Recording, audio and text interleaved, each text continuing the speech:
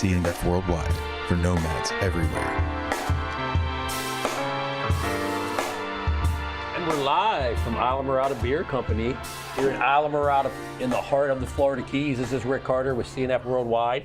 We're here today with Jose Hererra. Yep. Stephanie Harper. Yep. And I'm apologizing, a little bit of voice accent going on here today, but we're going to let these guys do most of the talking because they're the ones that know what's happening here. So, good morning, guys. Thanks for joining CNF Worldwide. Trying to tell them to be quiet over there.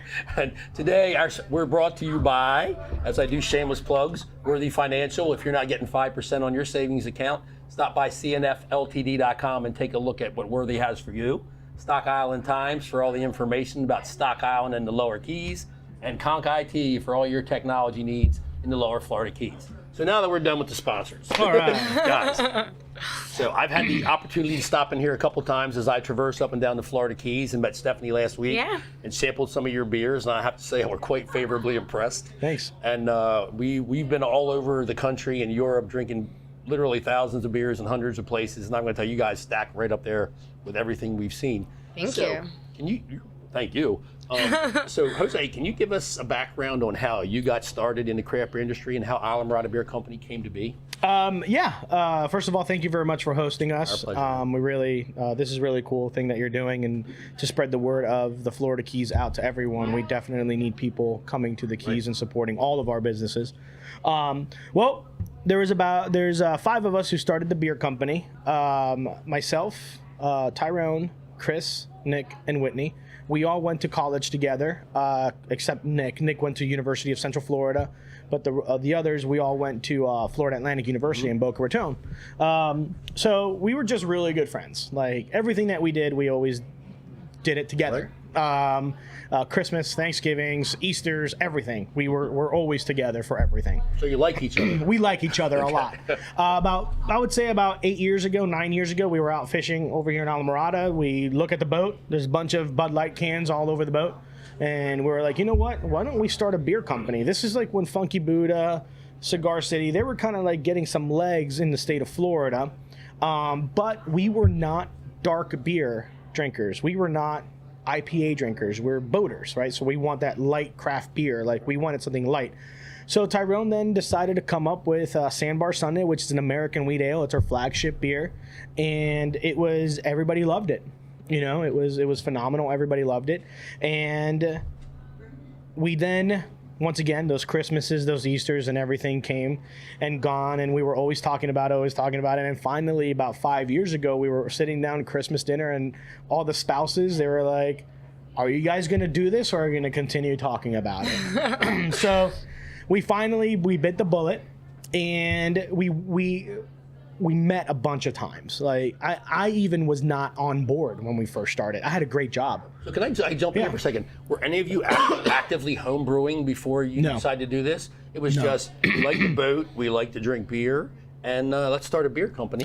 The thing with Tyrone, and I'm going to kind of like toot his horn right now, okay. And I'll get this on camera. We won't let him know. We won't let him know. So there's going to be video evidence of what this is video evidence of what I'm about to say. Tyrone is very, very good at figuring something out and making it really good, even though he's never done it before. He'll, read a book, watch a video. He's very diligent and very smart, and in that. He's our president and CEO. We're all 4 or 5 partners, but he's definitely one of those people that pushes. Even all of us. Stephanie and I, he pushes us to the extreme because of all the time, because that's who he is. Would you call him the visionary of the group? He's the mission guy? I would say yes, but I think then also everybody has their vision together. together, but I definitely would say he pushes everybody to do the best at what they're good at. Yeah. So yeah. It's like when you have that one football coach that just drills in you, like, even though like you're down on the ground, and like just pushes you to the extreme. Right. That's, until you just want to like throw up or just like beat him up. Like, yeah, that's him. So you played football. I have, yes. And the funny thing is, he probably will never get that analogy because he doesn't watch sports. There's no one who's ever played football at any organized level who hasn't wanted to punch their coach. Yeah, correct. There's no one. No. I think that goes for most sports. Yeah. So then I wasn't on board at first. I was kind of like iffy about it. I had a great job. Then I decided to leave my job and come over with the guys. But we were always talking about the business plan, what we're gonna do. So fun fact. So I'll steer into the kind of like the how we started now. Okay. We had the beer. Now we're like, okay, well, we didn't have the capital to build a big brewery or build anything. So we went an unconventional way. We started contract brewing. So a location in Sterling, Virginia, Beltway Breweries. They were brand new at the time, and they were looking for contracts. No one in Florida would touch us. No one. Not Brew Hub, not Florida Beer Company. No other beer company wanted to touch contract brewing. They didn't understand it. So then we went with Beltway Breweries. We brewed around, our first batch was 90 barrels of beer. And we, excuse me, our business plan, I'll remember, was a whiteboard about the size of this. If people can see it, I don't know. It's about the size of that. We were in an office about half the size of this, and we had the top 25 accounts we wanted to be in the Florida Keys. And our consultant at that time told us we would run out of beer in 6 months. That was our goal. We didn't have a distributor. We didn't have a brewery. We didn't have clout. All we had was one Jeep that was wrapped, social media, and a billboard. That's it. That's all we had. And a dream. And a dream, I guess, yeah. The dream's a and big a dream, part. yeah. And so I'm driving, and you know, we hit our first day of sales. We're like, all right, cool, no problem. And it's going really well. You know, it's like, holy crap, you know, this is awesome. And then I remember, and it's funny because I haven't shared this with Stephanie, but the other day I'm cleaning out my house. I moved, and I found my first ever notebook, and I found the first notepad, the first page of my first days of sales. And I look at all those accounts, and I'm like, you know, I sent it to my sales team, and I go, and I clicked on that because now they have iPads, they have iPhones, they have everything. I'm like, Not a composition.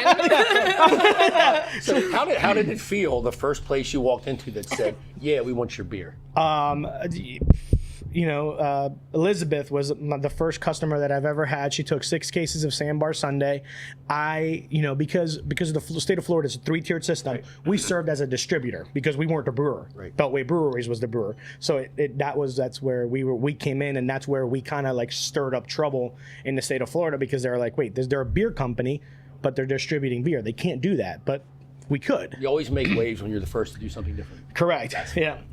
And she took 6 cases of Sandbar Sunday, and I was like, I didn't even know how to take her payment because you have to take the payment then and there because it's the law. And no, you have to take payment when the delivery happens. Sorry, when you drop off the beer, you take payment. But I wasn't dropping off beer. I was just taking a pre-order. And I go, no, you have to pay for it now. And then she's like, no, I pay for it when the beer comes. I'm like, no, because then I'm going to bring the beer and you're going to say no, and then it's going to waste our time. And she's like, it doesn't work like that, Jose. And she taught me how to actually take payment. So let's give her a plug. Which establishment is she at? Trade Winds. Trade Winds. Thank you, right Elizabeth. Yeah. All of us who've had Islamorada beer since then, thank you. Yeah, thank you. Yeah, thank you, Elizabeth. Yeah, thank you, Elizabeth, for sure. And then, you know, then we went on to City Hall Cafe. That's, you know, one of the, you know, greatest friends of ours, John Bedell, owns that place, and he took on beer, and it just kept on building and building and building, and that 6 months turned into, we ran out in 3 weeks. So we were just like, okay, well, you know, more beer was coming in. Like, you know, I remember a story. I don't know if you know this, Steph. I know you haven't said anything in a little bit, but I'm coming right to you. We'll get to you. So one of the coolest stories that I had, that I mean, there's 2 of them. The first one is during that, probably like the second week, one of the things that we learned from, like, beer guys, it's like the one thing that you don't want to do is run out of beer. You run out of beer, you're screwed. Like, I mean, you cannot run out of beer. So we went to Robbie's over here where you feed the tarpon. Yep. We went to Robbie's, and Whitney and I are sitting down. Whitney is driving with me that day because she wanted to come with me, and we were selling beer, and it was like the one and only day that Whitney has ever done a route with me, and she was like, no, I'm not doing that again. I can't blame her. Yeah. So the guy, the GM at that time, walks out of the restaurant and goes, finally, you guys are here. I've been wanting to get your beer forever. Wow. I'll take 10 cases because they're a really big account. And I'm like, sorry, man, like I don't have 10 cases. Like I don't. And, you know, because I'm thinking of the orders that I'm going to have for next week, and Beltway's already brewing beer. By the time Beltway gets over here, like I'm just trying to stretch it out. So he's like, stop playing hardball with me. I'll take 20 cases. I'm like, dude, I cannot, I don't have it right now. Like, he goes, well, it's one of the busiest weekends coming up. I really want the beer. I'm like, well, you're going to have to wait. I'm sorry. Like, I don't want to sell you beer that I can't continue selling it. It's like, I'll take 40 cases. I'm like, all right, cool. When do you want it delivered? I called Tyrone up and I'm like, hey, I just sold 40 cases into Robbie's. He cursed at me so hard, but we figured it out. But so you're literally learning the beer business on the fly. It's like, yeah. Like, I mean, I knew nothing about selling beer. So at the time that you started Islamorada Beer Company, did any of you actually live here in the Keys? Yeah, Chris and Nick were raised in the Keys. They went to high school here and everything. Right. Chris owns another company here, CBT Construction, and they've lived here all his life. His parents lived there. His sister So lives they here. just said, we live in Islamorada, we're going to name it Islamorada Beer Company. And do you think from a branding perspective that really helps you here in the Florida Keys? There's only two things Floridians and people know about Florida: the mouse and the Florida Keys. That's you know. But as far as selling to local establishments, I think they were eager to buy from a local brewery, and the fact that the product was high quality only added to that incentive for them to buy. Short answer, yes. Long answer is yes, and also the relationship that Chris and Whitney have in the community. They do a lot for the community. I can honestly tell you that someone can go to Chris right now where he's sitting. He's probably having a chicken sandwich at City Hall, and someone will go to him and say, hey, I need help with this. He will put down a sandwich and go do whatever they need to do. I guarantee you, like 100%. That's awesome. It's like that's the type of guy that he is. Yeah. That's Full the type. confirmation on that. So from these beginnings, where Elizabeth gave you your first order, to Robbie's thinking you're playing hardball and quadrupling their order, how rapid was the growth from that point on? So then Sean McElwain and Jose Herrera of Eagle Brands saw me at an account, and I was taking their business. They were Eagle Brands Distributing. Right. They're the wholesaler for the Anheuser-Busch. Right. So they have mostly, their big business is Anheuser-Busch Distributing. So Sean and Jose saw me at one of the accounts, and you know, I can feel the darts coming from across the bar about, you know, this guy is taking all of our business. So I mean, they both came up to me and they're like, hey, what are you doing? Like, what's going on? Like, who's your distributor? How are you doing this? I'm like, okay, CNN, calm down. You know, all these questions. You know, I'm like, calm down. CNN. You know, it's like, so he's asking me all these questions, and then we got their business cards. Then the owner, George Halper, and the craft beer manager, Yamila contacted us, and they're like, hey, we want a meeting. We think that will be a good distributor for you. And you know how often craft companies say Anheuser-Busch is the devil, all this stuff, blah, blah, blah, whatever. I don't believe that. I believe that if you have a good team, a good product, you will do good in business. Don't blame it on someone else because you can't sell beer. You know, that's my whole belief in. Our success is not only a tribute to our great team that we have in-house, but we are with all Anheuser-Busch distributors throughout the state of Florida, and they have been nothing but the best for us. Like, they have worked so hard to represent our brand. I can tell you all those guys, yes, they sell a lot of Budweiser products, but they also represent our beer extremely well. From a craft company, I am so happy that we chose them over anyone else, because what they do for us is beyond anything.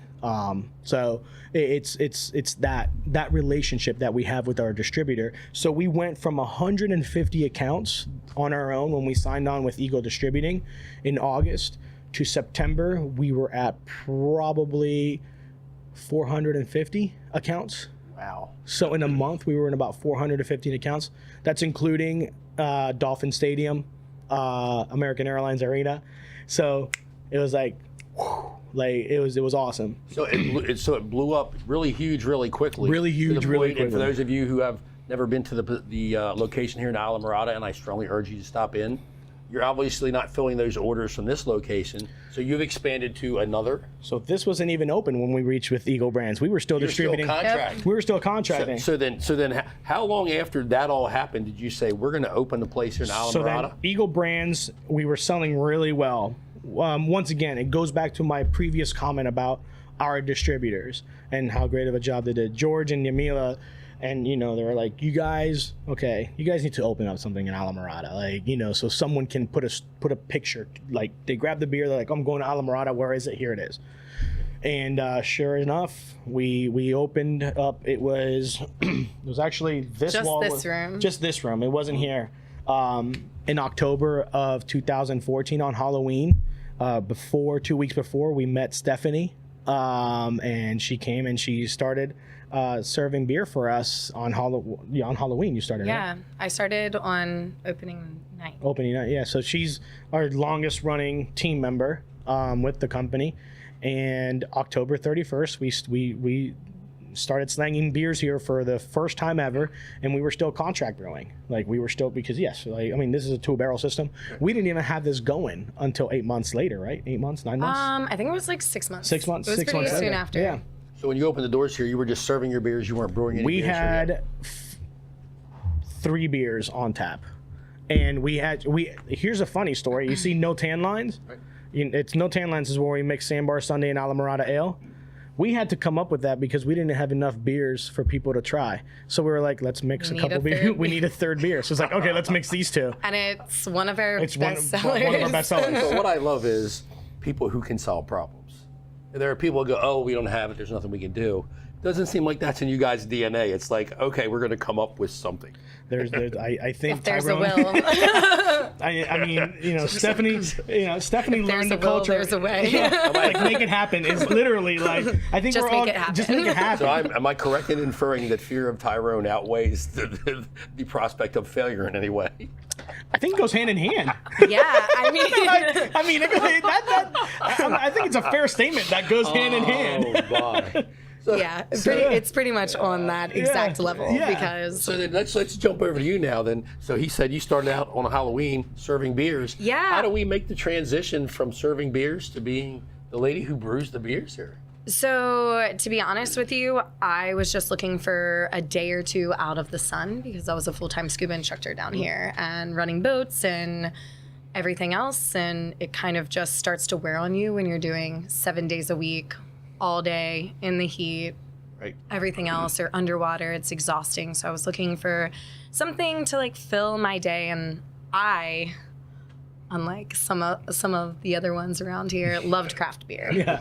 And I had some experience brewing from when I was in college and some home brewing.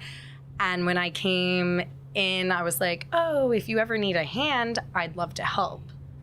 But really, I just want a Saturday shift. So give me a good shift where I'm going to make a lot of money. And we ended up, honestly, having a great time. And I started brewing with Tyrone. As soon as this thing was pretty much up and running, we hopped back there and I was like, let's dial in our cleaning procedures. Let's do this. And he kind of let me use the system for fun almost. So it didn't really feel, at the time, it didn't really feel like a job. I was like, I'd walk in, not that it still doesn't 100% feel like a job, but I'd walk in the mornings and just be like, oh, look at this amazing, fun facility. I just get to do whatever I want. That was a little down the road. We definitely had some ideas for some different beers and had to dial in those recipes. No Wake Zone being one of our first. We did a black IPA. We did a honey IPA.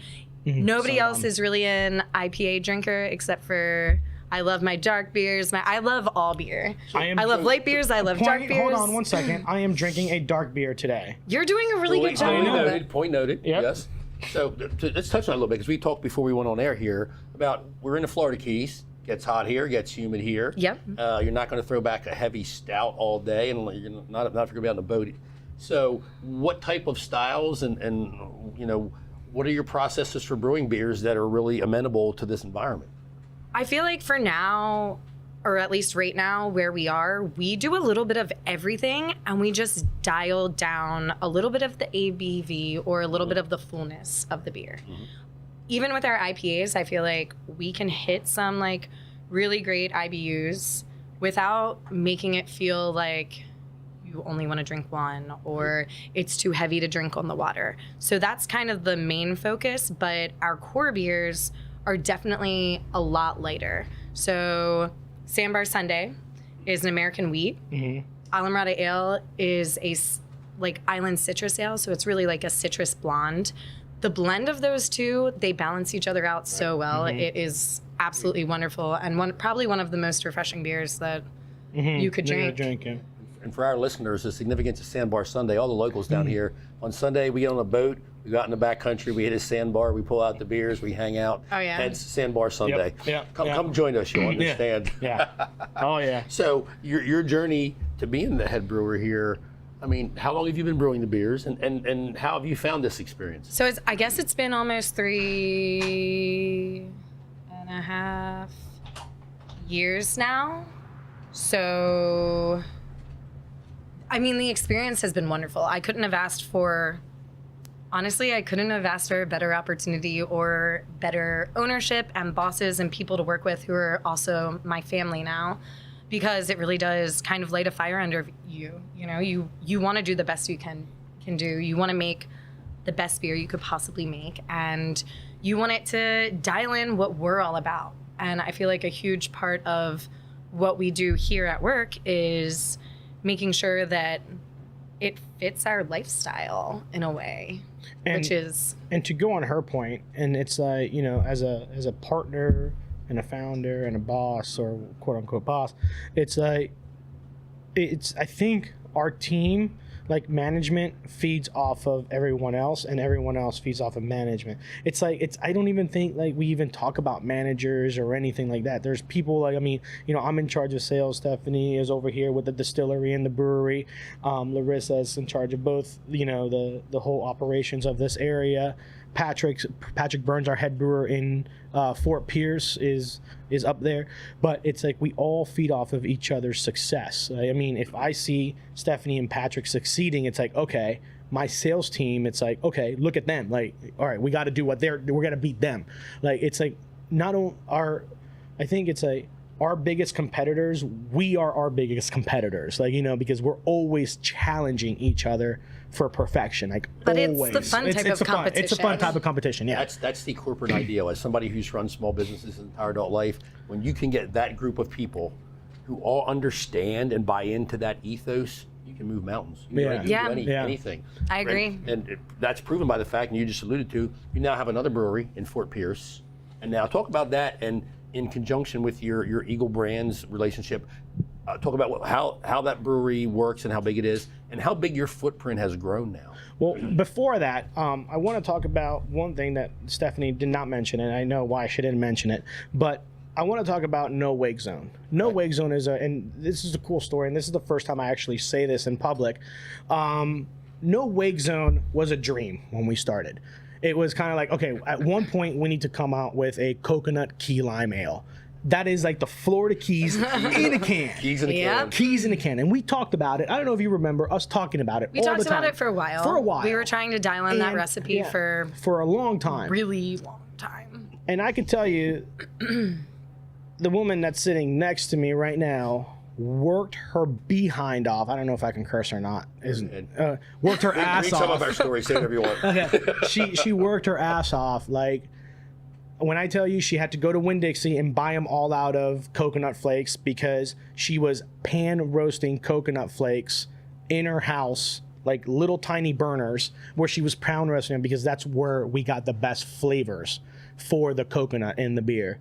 You know, when she was asking her friends to come and have dinner at her house, and all you have to do is help me roast some coconut. And the beer, long nights. And the beer, she would brew it, and a week later it would be gone. And it was just hustle after bustle about this. And she was like, I mean, she was frustrated, but can you imagine someone being frustrated because they can't produce enough of the product that everybody loves? You know, it's like she was frustrated. Exciting frustration. Yeah, it was like, and that's like the type of person that she is in in our business. It's like, she's very passionate about our business, and all of our people. Kayla was just back here. Kayla has been with us for over 2 years, right? Yeah, over 2 years now. And she is so passionate about our business that is just like, when inventory's wrong, because she handles inventory, it hurts her. It's like, guys, let's get it together. And, as a business, get it done. As a business owner, I love that. I want her to give me crap because I didn't do something correctly, because it shows that you care. It's not just a job. Like you said, it's like a family. So I just wanted, and no wake zone is now, we now can it. We now, it's a seasonal. Patrick and I were able to dial it in, and Patrick killed it. And we're canning it. And our first batch that was canned sold out so fast. Yeah. It was unbelievable. We sold 100 cases in 6 weeks. So a comment that I want to circle a little bit deeper into that is, I'm going to guess your employee retention is really great. Because when you got people like this who passionate about what they do, and you treat them like family, not as employees, people tend to stick around. And it sounds like you get to be mad scientist a bit when you say, I got an idea. Yeah. But like a lot of people out there, they brew a good beer at home, and they think, I could run a brewery, I could do this. But my experience is, and I've been to way more craft breweries than I probably should admit, is a lot of people started with one great beer, and then you just try to replicate that same formula out into other beers. And 5 years later, they got one great beer and a lot of stuff that you're like, But give our listeners some insight into what goes in, how much time and effort and experimentation goes into making something like No Wake Zones. It takes a lot of work. No Wake Zone was by far one of my biggest battles, but it taught me so much about pasteurization, craft beer, sanitation, making sure that everything is clean and making sure that nothing's exposed. Dialing and flavor was huge with that, just because you don't want it too you coconutty. never know if you under roast coconut, it tastes like sunscreen. If you over roast it, it tastes burnt, like charred or smoked. And you don't want, for a coconut key lime, I mean, a Rausch beer is awesome, but I just don't want that to be a coconut key lime smoked ale. It's not really the best flavor profile, especially when you're trying to get people to drink it.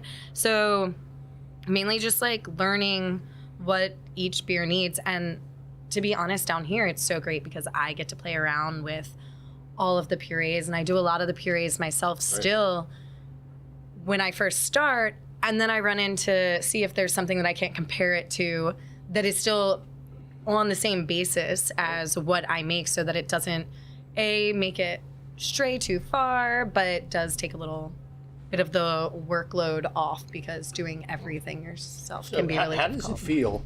I know he's talked about the team and all the people and how everything works here, but basically you're the guardian of the brand. You're putting the flavors out there that make people want to drink not only the beers, but the distillery, the spirits that we'll talk about here in a minute. Yeah.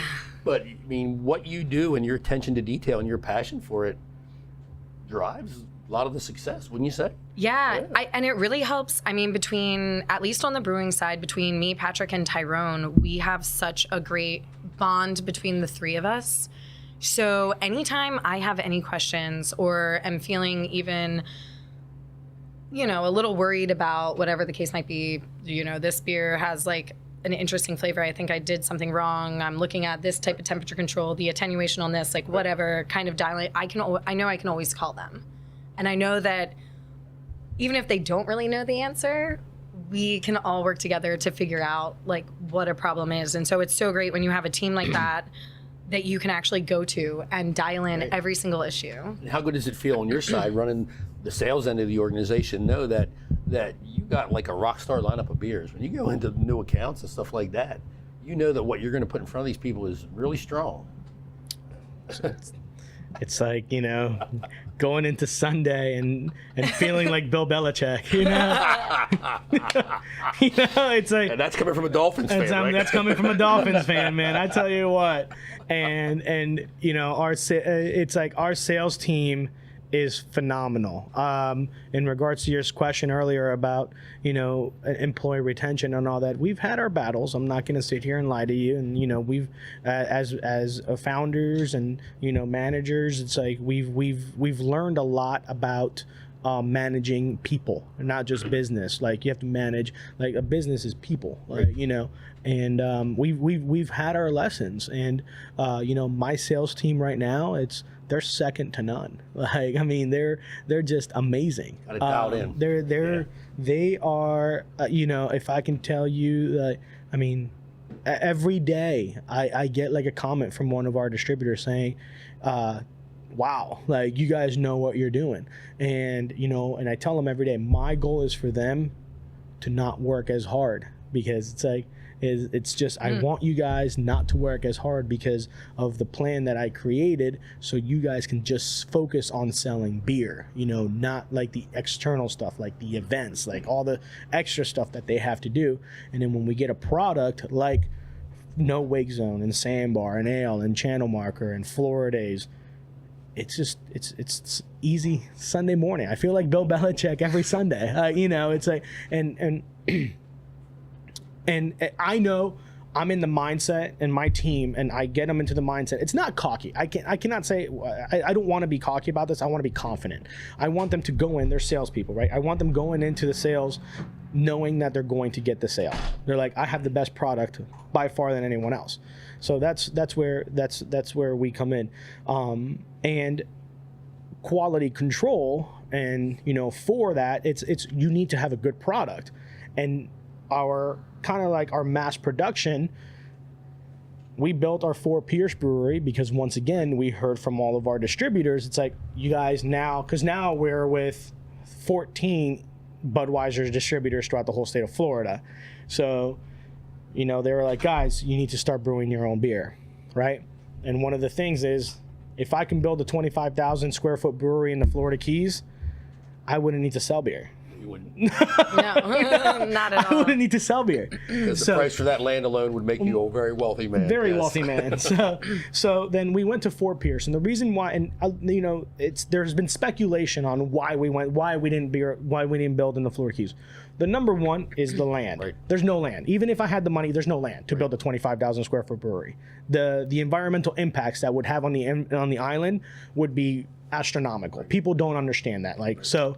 Permitting, water, yeah. everything, So for everyone that's packaging, listening that's distribution. ever questioned why we're not brewing in the Keys, it's just logistical nature. Excuse me, we brew in the Keys. Right. Well, And sorry. Well, we're not mass producing in the Keys. Sorry. And I will jump in here as a Yeah. as a Monroe County, Florida Keys resident. Yeah. Everything they're saying is true. There is no real estate to be had. Permitting is a nightmare. Yeah. And the environmental impact on using that much water and Yeah. having that much spent grain and all that kind of stuff, you just can't manage it down. Correct. So all of our core brands come from Fort Pierce. All of our like specialty limited releases brands come from Islamorada. And who's to say? I might divulge some secrets. You never know. We might be building a bigger brewery in the Keys. I don't know. You heard it here first on CNF Worldwide. Scooped. Who knows? We don't know. So then, you remember how I said Beltway Breweries? Yes. Okay, so in 2014, we met a young man. His name was Patrick Byrne, 23 years old.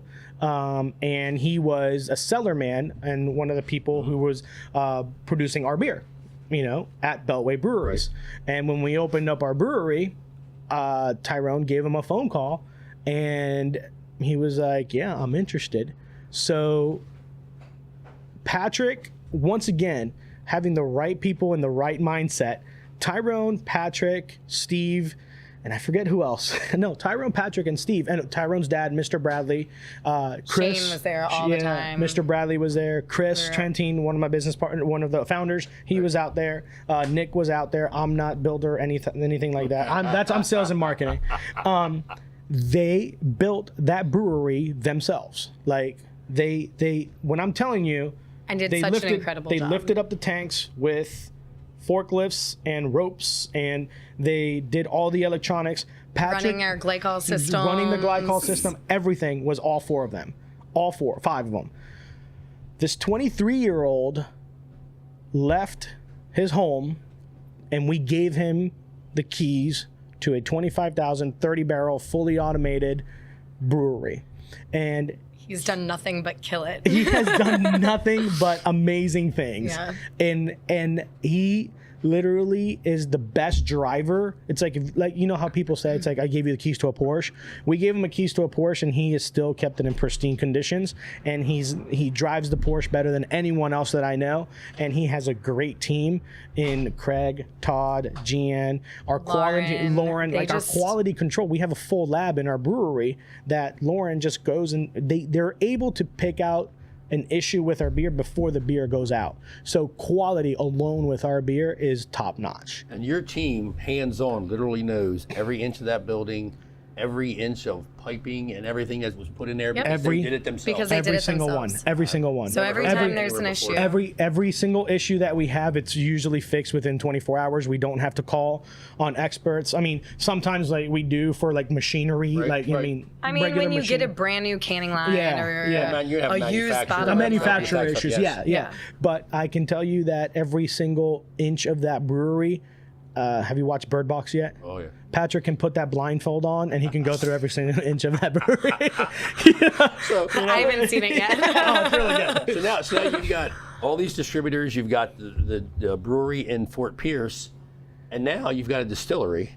Yeah. So you've segued from beer into spirits. At what point did you do that, and what brought about the decision to head in that direction? Just market trend. You know, it'd be silly of us not to expand. You know, if you see on my chest, I have Islamorada Beverages. So now I not only represent the beer company, but starting this month, I'll be transitioning more into getting the spirits throughout the entire state of Florida. So Stephanie has a lot of work to do. So we're working on. You weren't busy, were you? You no, not at all. No, she wasn't busy at all. I'm gonna go on a limb and guess you don't do much scuba diving right these days. No, No, I mean, rough subject. I try to get it out as much as I can. We're gonna cut a window for you so you can see the ocean. No, I miss the diving, but I will say that I'm very happy with where I am too. Talk to us. We've got the whole lineup of your distilled spirits bottles back here. We got our liquor license here yesterday. So, what types of spirits are you guys distilling and selling now, and what led to the choices about what you were gonna hit the market with? So right now, we have a couple different rums, a couple different gins, and a vodka. We started with rum. It's the Florida Keys. Yeah, well, of course you started with rum. Why wouldn't you? Yeah, you know, all the good reasons. But no, it wasn't really. It was kind of a surprise to me when we started. I remember it was a surprise to all of us. The guys, we had mentioned it. I had joked around with Tyrone about it, especially when we started barrel aging beers. I was like, oh, these barrels would be a lot cheaper if we just opened a distillery. Careful what you say. I know, careful what you wish for, right? Well, and then Irma hit. But we knew we already had plans in the mix. We just had no setup yet. And Irma hit, and the business that was next door, you know, was hurting, and we kind of like took over their spot. And I think that we wanted to try something new because 75% of our business was down after Irma. You know, it was all of our resorts and everything was down. So we needed to come up with something new and just keep our people busy, keep, something going. And I mean, I think all Tyrone had to say to Steph was like, hey, can you come over and distill with us? And she said, yes, 100%. So. Yeah, we started on like a very small, like 200-liter pot still. It was making some pretty awesome product, actually. It was really impressive. I mean, some of the stuff that would come off of that How did you find the transition from brewing beers to distilling spirits? I would think there'd be a lot of knowledge you could apply. Oh, I mean, it's amazing because there is so much. It's like it is brewing and taking it one step further. So fermentation is kind of the biggest like similarity, but also the biggest difference because as brewers, which has probably been the hardest part for us, the fermentation side is very strict. Like your firm is pretty much everything, consistency and temperature, everything else. Like you just need to make sure that your fermentation is running properly. With, at least from what I've seen with a lot of other distilleries and whatnot, they don't have always the cleanest fermentation because it doesn't matter. And for me, getting used to having some of that funk in it is good. You need that in order to create, especially for a rum, you need that in order to create the flavor profiles. And so coming from where everything is like completely clean, sanitized, nothing hits anything that wasn't like lines burnt, whatever the case might be, to going into like, oh, here's like a nice little borderline open fermentation with everything kind of just allowing some fun playroom. That was kind of like one of the bigger adjustments. But with distilling, I mean, it's just taking it one step further. You're after that fermentation process, you're just adding it into another kettle and really just pulling out condensed alcohol just through evaporation. So on the sales side, how have your new products been received then? I mean, it's one of the things that we're here in the distillery, we're doing phenomenal. People come in and they'll buy a little bit of everything. Outside of here, we just opened up the market from Key Largo to about Lower Mat, right?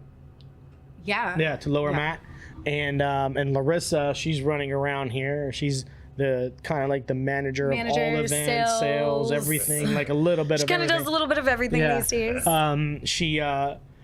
She's been doing the sales, like as best as she can, because sometimes you can't serve two masses. Right. So it's like, it's but she's doing a phenomenal job, and we're selling really well. And once again, our Anheuser-Busch distributor and Eagle Brands is distributing our alcohol, which is something that, it's not your norm. You usually go with a liquor distributor and you usually go with a beer distributor, but we have such a great relationship with them that to start off, because liquor is also different than beer and we're just distributing. So you can actually put, you can work out a contract with the distributor and say, listen, you know what, you guys are focused on beer, you guys are focused on, and we want to go with someone with focus on liquor, but our relationship with Eagle Brands is great.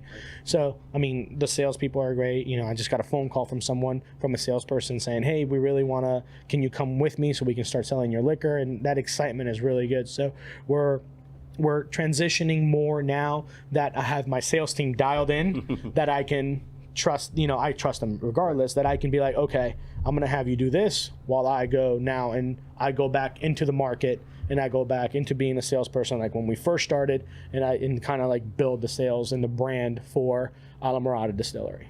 I would think walking in the door with the Islamorada logo on your shirt and your hat, and people knowing your quality and how well you've been accepted on the beer side, would certainly get people to let you walk in and tell them all about your new products. It gets me a foot in the door. Then you have to perform. Yes, it gets me a foot in the door.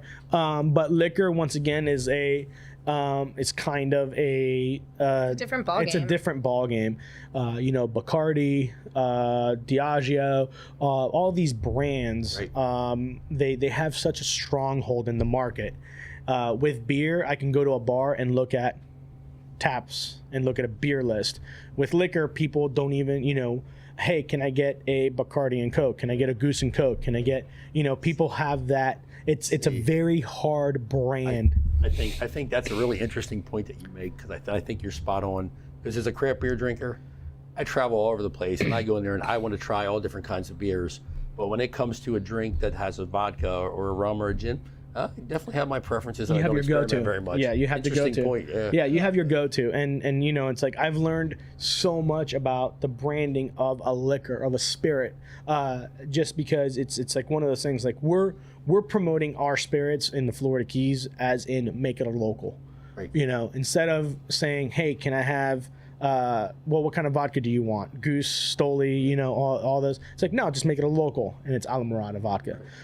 We want people to start kind of saying, let's make it a local, and that way, if we continue to build that kind of brand and that kind of mental, like to support local, to support local spirits, we're not going to be as quick as the beer. I'll tell you that much. I'll be completely honest with you. The craft beer industry when we started was like really getting popular. Yeah. Especially whereas especially down here, because Florida's like kind of the last to catch on to everything. But I feel like the craft spirits haven't exactly gotten to the point where the craft beer is yet. Not yet. And that's okay, because we're kind of like almost maxed out anyway. I mean, you guys don't see it. I'm the one that sees that. I mean, we're doing the best we can, and I think everybody's doing a great job, and it's out and it's about and it's around town. We actually Larissa did an entire spirit line at Hog. We're on the menu. Yeah, so there it's. So what's next? We've gone from contract brewing to your own brewery in Fort Pierce to the local brewery here in Islamorada to distilled spirits. What's in the future for Islamorada Beverages? We got the name Islamorada Beverages for a reason. So you might be. We're gonna make a coffee roastery. My liver needs help. No, I'm just kidding. We're experimenting in a lot of different things always. We are opening up a production distillery up in Fort Pierce as well. We're always looking to be out there in the market to not only represent our brand, but to give our team the best opportunity that in the whole state of Florida. Like, we want to be the number one brewery in the state of Florida. That's our goal. With the distillery, with the team that we have, Islamorada Beverages, I would say in the next 5 years, we'll be up there as one of the top places to work in the state of Florida. Just because of the amount of passion, the amount of hard work and ethic that our team has, and the amount of vision that we all have, not just the founders, not just Tyrone, but the amount of vision that we all have. Stephanie did say, hey, well, how cool would it be if we had barrels, and those ideas spark, and those things, like, create a fire on their people, and it's like, okay, let's what are we going to do next? And just to kind of elaborate on that, I mean, coming as somebody who did just start working the bar here, they've given me so much freedom to really expand on my creative side and to trust myself. They've trusted me past times where I've really didn't have any faith left in myself. And I'm like, I cannot figure this out. And they're like, make it happen. Yeah, make it happen. It's like, make it happen. And we've made it happen, and there's it is. I mean, it's true. It's true. I mean, it's I tell it to my team every day. It's like, why are you calling me? Make it happen. But Tyrone, Tyrone, you're calling me. Make it happen. So there's no micromanagement going on from your end. It's like, have at it, guys. Get to the finish line. There's we a don't little have. bit. I mean, there's tiny bit, but I mean, I don't. But you need to be self-motivated. Yeah. To work for, I will tell you this, from bartender to sales to Everything. finance to everything in the company, you have to be self-motivated, because we do not have time to hold your hand. We don't have time to give you a phone call to ask how you're doing. Like, I'll throw in a compliment every, probably 3 months, to make sure that you're doing well. Like, hey, good job. But if I don't call you, the funny thing in my sales team, I'm like, if I don't call you, It's a good thing. Don't be upset that I'm not. It's like, you're doing a great job if I don't call you. And it's like, you're doing a phenomenal job. If you're getting a call from me every day to ask how you're doing, I'm worried about you. But that freedom also gives people the ability to do things that almost in the way that's best for them, rather than doing it in somebody's perfectly structured way, because everybody's different. Everybody's different, yeah. So you need to be able to build things off of who you are, too. The creativity of the whole team flows into the quality of your products. Yeah, and that includes everyone. Consumers. Everyone. So if you guys could say anything you wanted to the many, many thousands of people who drive right down the overseas highway right past your front door in Islamorada here, what would you tell them? If you could tell them one thing about Islamorada Beer and Islamorada Beverages, what would you say? I'm going to let you take the reins on this one. If you want a Keys experience where the people are genuine, where the people will give you the best place to eat around, where the people will tell you where to go, what to do, the secret spots in town, the best shirts, the best hats, if you want to go to a place where you want to experience the true nature of the Florida Keys, we are the spirit of the Florida Keys. Like, our entire team, we are the spirit of the Florida Keys. Come on by, say hi to Crystal, to Stephanie, to Kayla, to I mean, Larissa, to Mike, to Alan. Everyone, you know, come on by. You will feel like if you were in the heart of the Florida Keys, like in the heart of the Florida Keys. There you go. So, listeners, I will echo what they just said. First time I stopped in here and talked to Stephanie, she showed me the whole place, act like she known me her whole life. So next time you come down to the Florida Keys, don't just drive all the way to Key West and head to Duval Street. There are tons of great places to stop along the way. Stop at Islamorada Beer Company here, right on the Overseas Highway. You can't miss the bright yellow and blue building. Come in and say hi to Stephanie and all their people. You will be glad you did. You will have a great craft beer, some fine spirits, and I promise you, these people will show you a great time. So until next time, guys, CNF Worldwide coming to you from the Islamorada Beer Company. Thank you very much. Thank you, guys. Thank you. CNF Worldwide for nomads everywhere. This broadcast was produced by CNF Limited for nomads everywhere. The contents of this broadcast are the property of CNF Limited, copyright 2018. All rights are reserved. For more information about CNF publications, contact us at 305-707-4024. Find us on the web at cnfltd.com.